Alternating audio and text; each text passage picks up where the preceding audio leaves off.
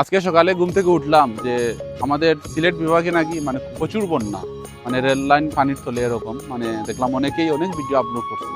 আসসালামু আলাইকুম প্রিয় দর্শক, কেমন আছেন সবাই? আশা করি সবাই ভালো আছেন। এই মুহূর্তে আছি আমরা কুলাউড়াত, আর যে জায়গাতে আমরা উপস্থিত আছি এই মুহূর্তে এটা হচ্ছে আমাদের সামনে হচ্ছে কুলাউড়া জংশন রেল স্টেশন।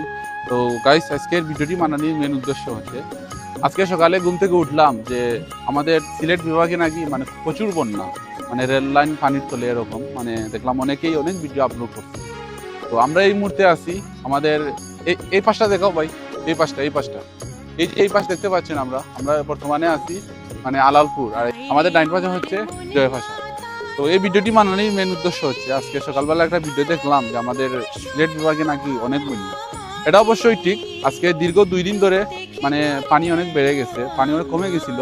আজকে আজকে গতকালকে রাত একটু পানি বাড়ছে, তো 4 আঙ্গুলের মতন হবে।